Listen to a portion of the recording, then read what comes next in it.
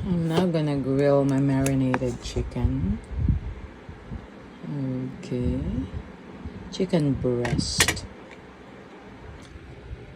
Alright, so I'm going to grill them here. I put some butter.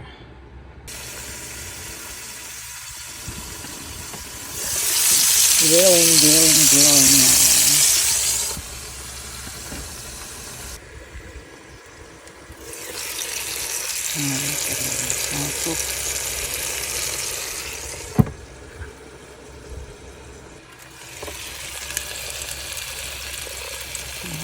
Let's get grilling. Grilled chicken breast.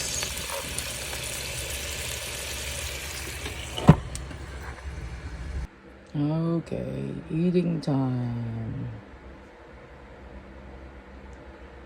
And my chicken breast and some salad. Alright, sige na, let's eat na. Eat. Wow, sarap.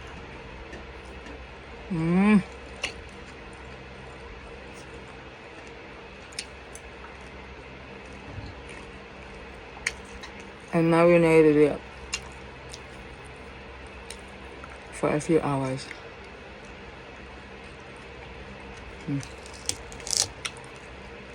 That's good.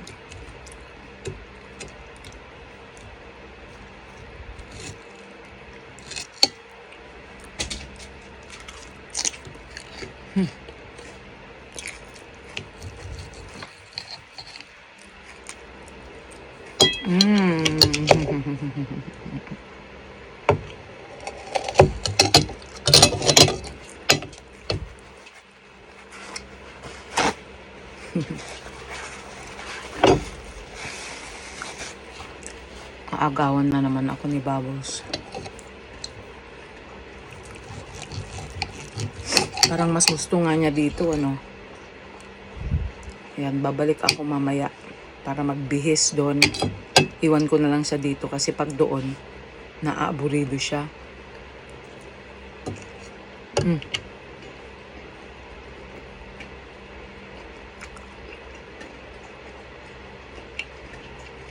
Lagi niya akong hinahanap. But here, she's okay. I left her this morning. Okay siya. Hindi na ako hinanap o kaya hindi siya umiyak. Siguro, parang nawili siya dito. She feels more safe. Diba? Kaya, iwan ko na lang siya dito and then I'm gonna go back home. I'm gonna take a shower and get ready to work again. And then after that, balikan ko siya dito. Parang mas gusto nga niya dito, no? Parang mas disiplinado siya dito.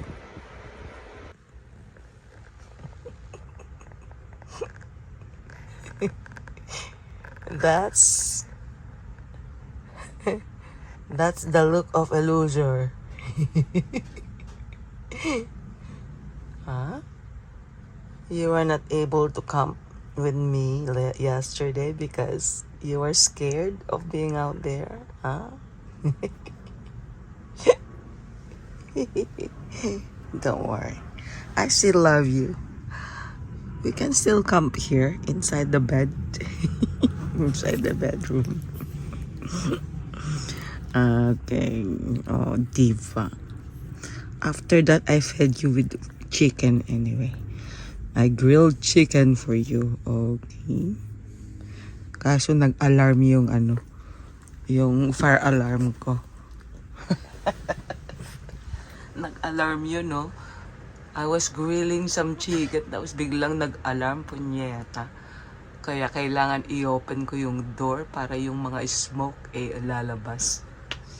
Oh, diba? Ang taranta ka tuloy, no? Diyos ko. Next time, hindi na ako mag-grill dito sa loob ng RV. I'll just grill outside. Okay? Promise. Natakot ka tuloy, no?